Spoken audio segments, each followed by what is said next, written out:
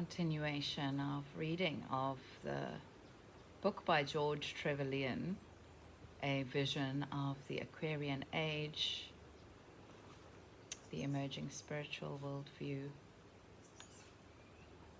Yesterday I read until page 6 in the first chapter. I'd like to continue. Let's see for how long. A digestible nugget of insights into what has shaped our worldview in the last few decades and what is continuing to deepen into our knowledge and awareness as now we find ourselves fully in the age of Aquarius, and information is fluid, as we well know in this world. To discern and to know how to connect to source energy is the vital difference to our capacity to coordinate and create the systems that would really bring nourishment to our lives.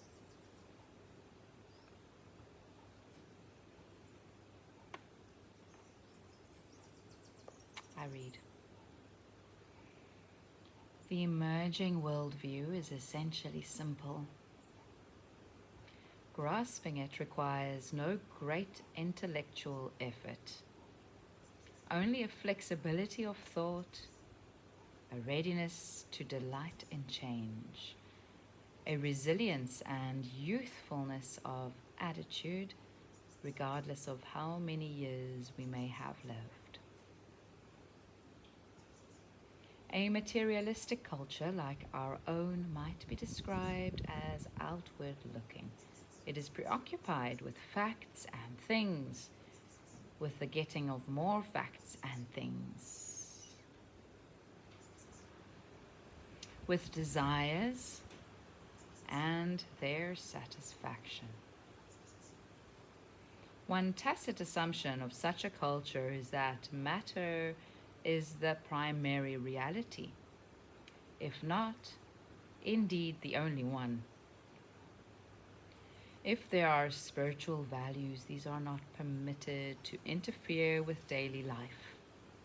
They are relegated to a safe periphery. Music, literature, painting, conventional religious attitudes. These things, it is assumed, are to be studied, but not to be lived. Living should be concerned with getting and spending, and with measurable quantities. The spiritual worldview stands in contrast to this position.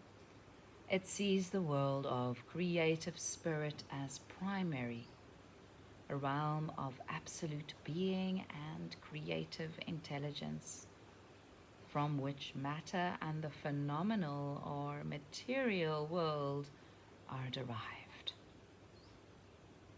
Understanding in a spiritual worldview involves the capacity to look inward, and so through into spheres of ever-widening consciousness.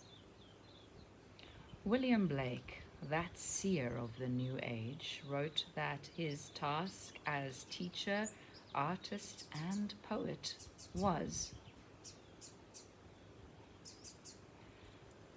to open the eternal worlds, to open the immortal eyes of man inwards, into the worlds of thought, into eternity, ever expanding in the bosom of God, the human imagination. Jerusalem, chapter 1. Imagination, in Blake's definition of the word,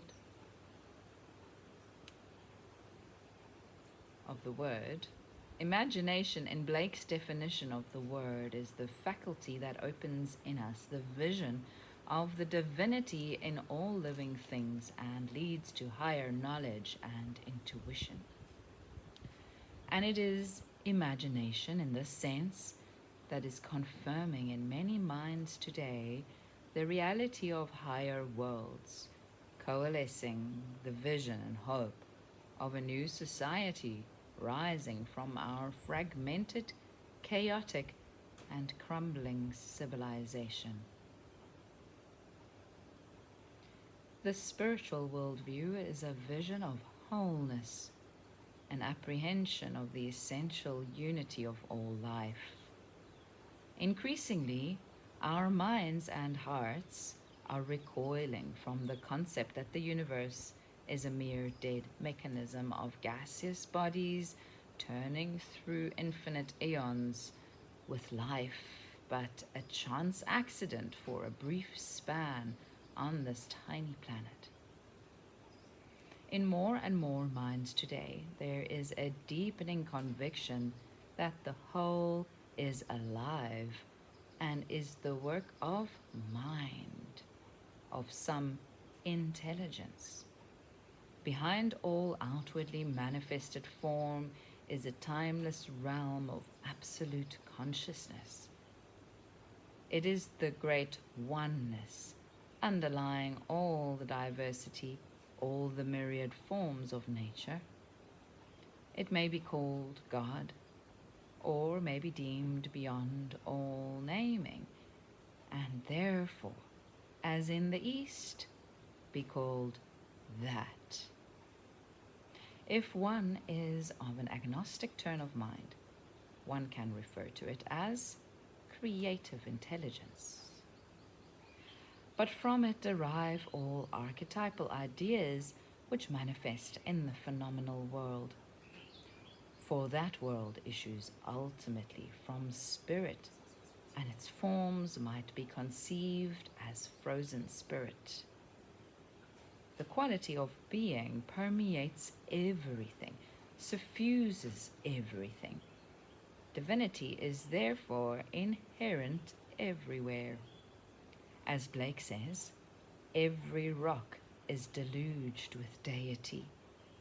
Or Gerard Manley Hopkins, the world is charged with the grandeur of God. Or Pope, all are but parts of one stupendous whole, whose body nature is and God the soul.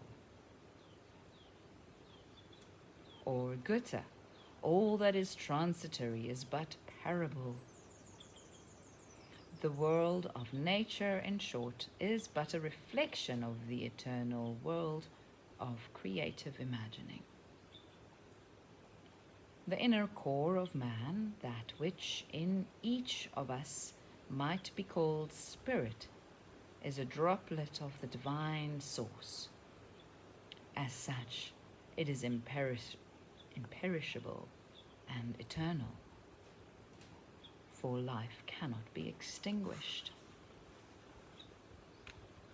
The outer sheath in which it manifests can, of course, wear out and be discarded. But to speak of death in relation to the true being and spirit of man is irrelevant. As Krishna says in the Bhagavad Gita, the truly wise mourn neither the living nor the dead. There was never a time when I did not exist, nor you, nor any of these kings, nor is there any future in which we shall cease to be. Bodies are said to die, but that which possesses the body is eternal. What then is the meaning of life upon the earth plane? We must recognize that there are many levels of being in which the soul of man may sojourn. The gravity field of earth is but the lowest plane, the darkest and densest theater of the drama. The soul belongs properly to higher and purer spheres. It incarnates for the purpose of acquiring experience in the density of earth matter. a necessary educational phase in its development. Such incarnation, of course, entails drastic limitation of a free spiritual being. Birth into a body is, in fact, more like the entry into a species of tomb. It is truly a kind of death, whereas release from the worn-out sheath of the body is a rebirth back into the subtler planes of wider consciousness from which we descend. We must conceive of many levels of consciousness reaching back to the creative Godhead. Quote, "In my Father's house are many mansions," unquote, Jesus states in the New Testament. The fall, as it appears both in the Bible and in the myths of all races throughout the world, may be regarded as symbolizing a descent into matter, an experience of separation from God, with its attendant developments of pride and self-consciousness. When, like the prodigal son, man comes to himself and says, "I will go back to my Father," the long return begins. He sets his pilgrim feet upon the path and, through the ages, must so cleanse his soul that it can move up to ever more refined planes of light.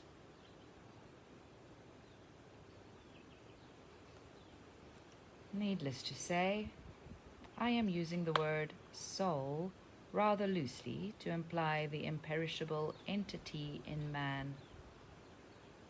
More precisely, we must recognize man as a threefold being of body, soul, and spirit. The true individuality is spiritual in its nature. The immortal I is neither the soul nor the transient personality. In order to descend into the density of the phenomenal world, it must clothe itself, so to speak, in a protective sheath. Soul is the so-called astral body or emotional body which the eternal I draws about it, thus enabling it to experience one level of reality, that of the soul or astral plane.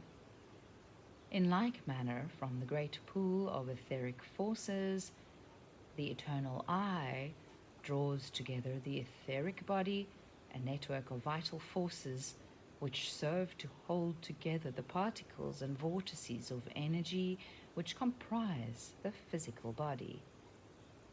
These sheaths allow a spiritual being to function effectively on a given plane at a given time. But the personality or lower ego must not be identified with the eternal I. In one of his poems, T.S. Eliot writes, "I said to my soul, be still." This statement suggests the real distinction between the eternal I and the soul vehicle. When we speak of higher worlds, we do not, of course, mean spatially distant. One should conceive rather of subtler planes interpenetrating denser ones. We all recognize that electromagnetic waves can pass through solid matter and remain invisible unless we have instruments that can tune into them. In the same way, the higher worlds coexist with those we see around us. All levels interpenetrate.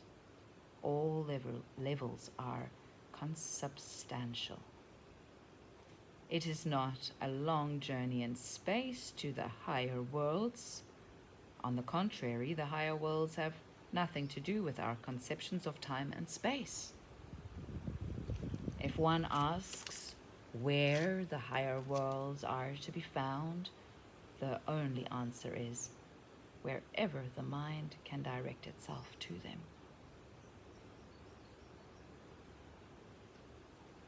They are everywhere.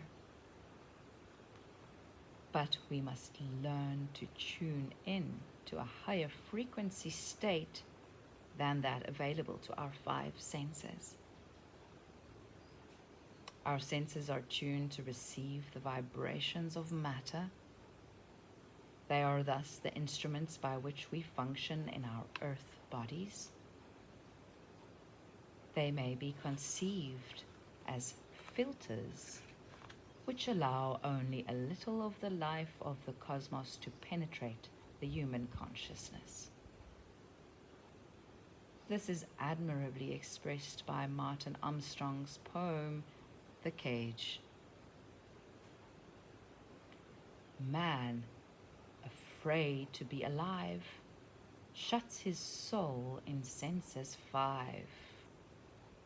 From fields of uncreated light into the crystal tower of sight, and from the roaring songs of space into the small flesh-carven place of the ear, whose cave impounds only small and broken sounds, and to his narrow sense of touch, from strength that held the stars in clutch, and from the warm and ambrosial spice of flowers and fruits of paradise, into the frail and fitful power of scent and tasting, sweet and sour, and toiling for a sordid wage there in his self-created cage. Ah, how safely barred is he from menace of eternity.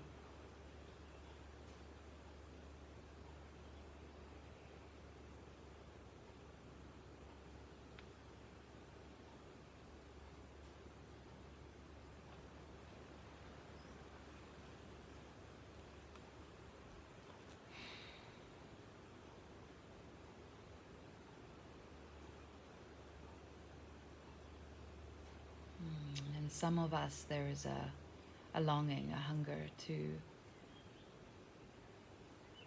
embody more of what can be sensed with those senses and dimensions beyond the physical.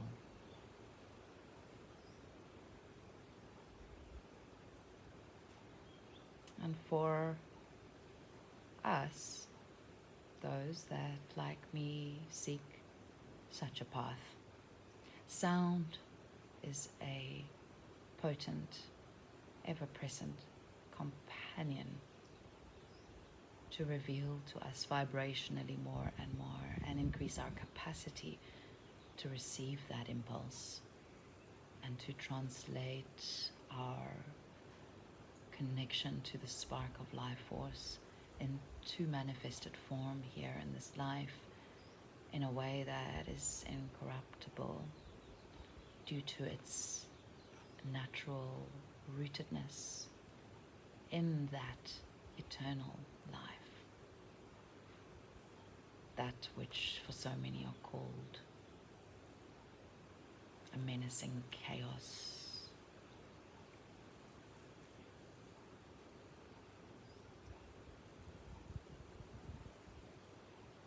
Is not a chaos at all, but the wholeness from which all life springs, far before it can be boxed and dammed up into silos of worldly wealth that by its very nature involves violence in order to achieve that siloing. In nature there is an abundance ever present, ever accessible for those that have the senses to perceive, and truly every need, every desire is fulfilled already, comes into being naturally as it is magnetized to the body, to the being. And so my personal journey has led me to a position of being able to guide some practices that reattunes the physical body to that remembrance, that reconnection. So if you'd like to join me on the 30th of August, we have another ReNatured masterclass where I bring the 5 principles of vocal somatic resonance in to serve our renaturing, our remembrance of this natural storehouse, living storehouse of knowledge, this library of so many books in every fruit we eat, in every plant we touch, in every breath we breathe. More information comes in, energy is nurtured according to the capacity our body has to channel that energy. And more wealth, with the WHEALTH, including health, holistic health, and into the concept of wealth.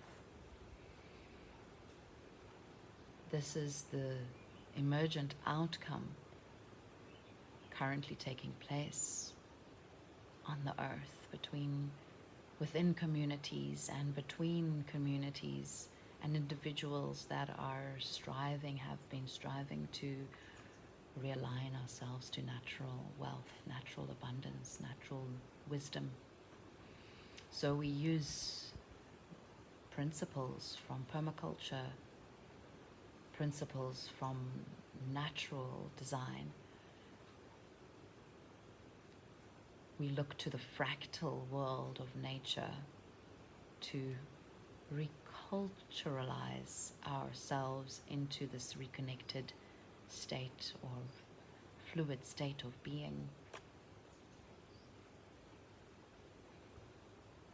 I'll drop a link in the description on the channel, and you can follow also in the description on this video.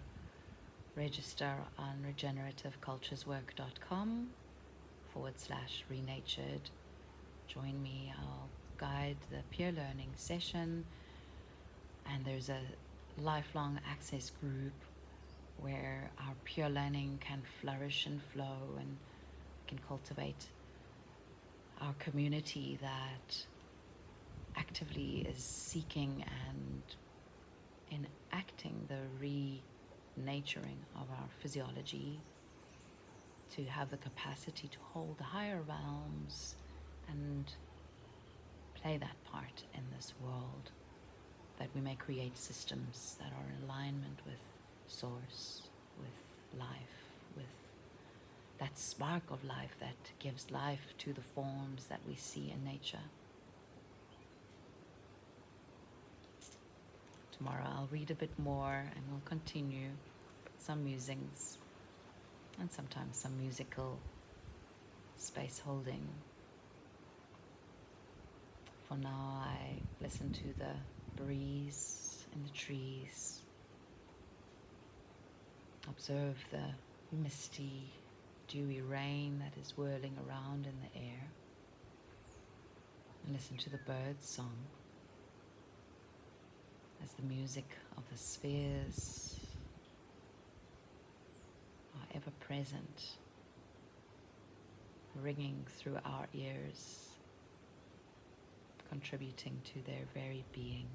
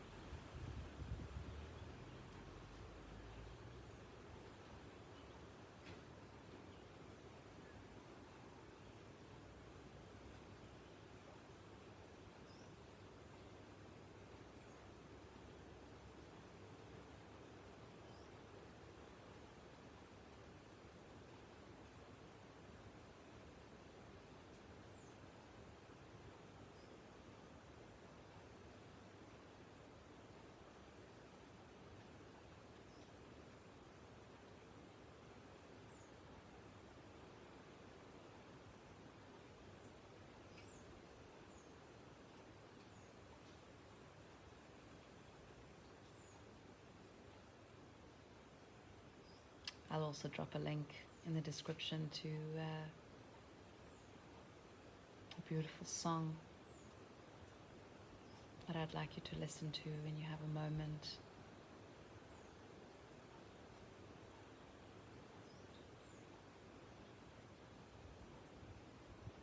It's called We Are the Living Waters by Joel Carabo Elliott and Roots Grown Deep. May you find the nourishing waters that you are today very sweet.